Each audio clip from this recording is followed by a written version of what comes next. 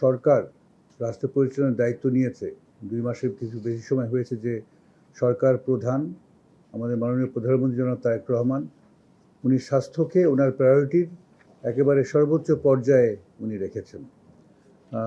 আমি সব দায়িত্ব নিয়েই বলছি, বাংলাদেশ স্বাধীন হওয়ার পরে কোনো সরকার প্রধান ছিলেন না ইতিপূর্বে যিনি স্বাস্থ্যকে এত বেশি গুরুত্বের সাথে দেখেছেন।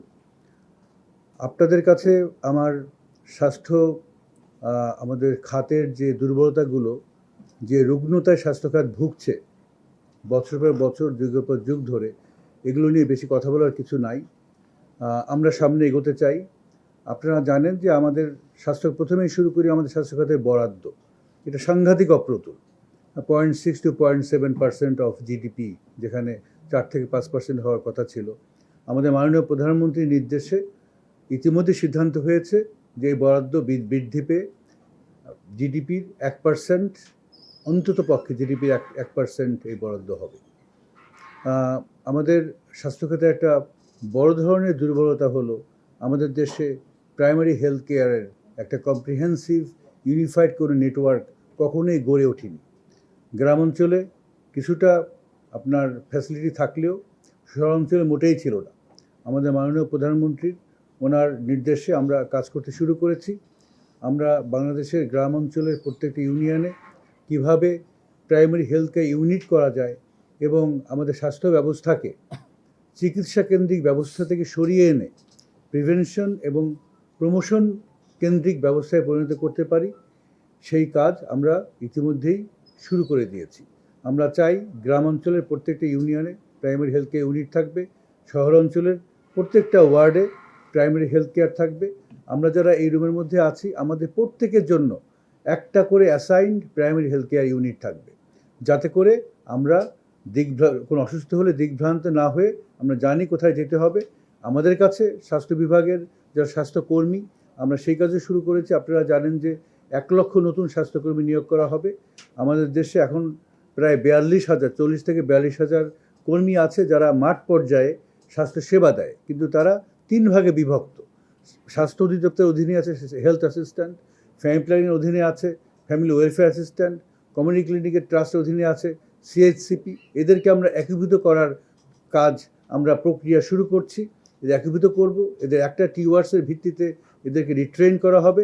এদের বাংলাদেশের প্রতিটি ঘরে একজন করে স্বাস্থ্য ওয়ার্কার মাসে অন্তত একবার যায়, যে সেই পরিবারের সদস্যদের বিভিন্ন আপনার স্বাস্থ্যের খোঁজ খবর নেয়, তাদের ব্লাড প্রেশারটা কেমন, তাদের ব্লাড সুগারটা কেমন, তাদের মানসিক স্বাস্থ্যের অবস্থা কেমন, আমাদের মহিলাদের তাদের প্রেগনেন্সি, যারা ম্যারিড তারা প্রেগনেন্ট কিনা, আপনার ছোটো বাচ্চা যারা 5 বছরের নিচে বাচ্চা, তাদের হাইট ওয়েট তারা কেমন বৃদ্ধি পাচ্ছে, এই বেসিক ব্যাপারগুলো যাতে তারা খোঁজ নেয়।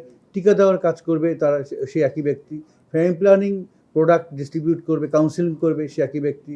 এবং কাউকে যদি ওই শনাক্ত করে যাকে প্রমোশন বা প্রিভেনশন দিয়ে কাজ হবে না, তার ট্রিটমেন্ট দরকার, তাকে এই যে ইলেকট্রনিক স্বাস্থ্য কার্ডের কথা আমাদের মাননীয় প্রধানমন্ত্রী অলরেডি বলেছেন, ইলেকট্রনিক স্বাস্থ্য কার্ডের মাধ্যমে রেফার করে নিকটবর্তী তার যে assign primary health care unit সেখানে পাঠিয়ে দেবে। সেখানে চিকিৎসা না হলে পরে উপরের দিকে যে সেকেন্ডারি বা টার্সিয়ারি কেয়ার আছে সেখানে পাঠাবে।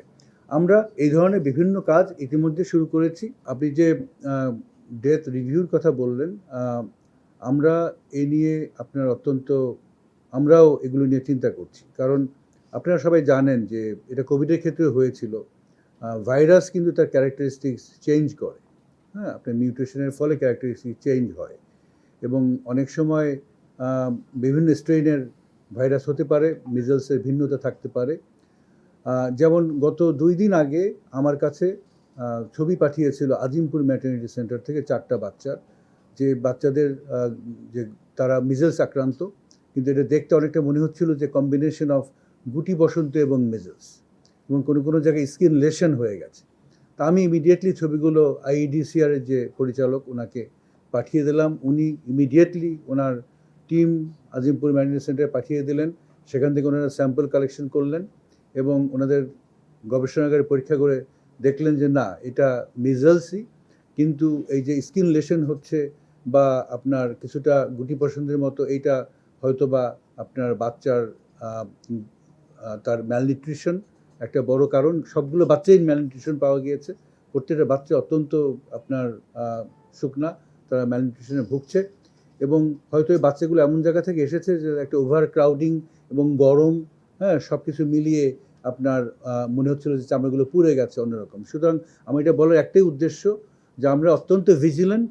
আমরা বাংলাদেশের যে কোনো প্রান্তে সংবাদও দেওয়া হয়েছে যে কোথাও যদি কোনো ভিন্নতা পাওয়া যায়, কোনো ভিন্ন রকমের আপনার রোগের লক্ষণ পাওয়া যায়, সেগুলো জানানোর জন্য। এবং আইডিসিআর তারা সার্বক্ষণিকভাবে প্রস্তুত এই ধরনের কেসগুলোকে আপনার গভীরভাবে দেখার এবং এগুলোকে গবেষণা করে দেখার যে আমাদের কোনো বিজনেসটা অন্য কোনো দিকে চলে যাচ্ছে কি না, সরকারকে অন্য কোনো ব্যবস্থা নিতে হবে কি না। আর চিকিৎসার যে কথা বললেন, আমি আমার শুরুতেই বলেছি আমাদের স্বাস্থ্য খাত অত্যন্ত রুগ্ন, এবং সেটা একদিনের জন্য না, এটা বছরের পর বছর, যুগের পর যুগ অবহেলার কারণে আমাদের এখন পর্যন্ত, আমি যেটা বলেছি আবার আমি রিপিট করি, আমাদের প্রাইমারি হেলথ কেয়ারের কোনো সিস্টেমই, কম্প্রিহেন্সিভ সিস্টেমে এই দেশে আমাদের ডেভেলপ করা নেই। আমরা বলছি, আমরা এই সরকার, বিএনপির সরকার হিসাবে, যে হেলথ সিস্টেমের foundation is primary health care. আমাকে প্রত্যেকটা ঘরে দোরগোড়ার স্বাস্থ্যকে নিয়ে যেতে হবে, প্রত্যেক মাসে আমাকে দেখতে হবে কার স্বাস্থ্য অবস্থা কেমন, যাতে করে কেউ রোগে ভোগার আগেই তাকে আমরা শনাক্ত করে আমরা হেলথ সিস্টেমের আওতায় নিয়ে আসতে পারি, যাতে করে রাষ্ট্রের খরচ কম হবে, রোগীর খরচ কম হবে।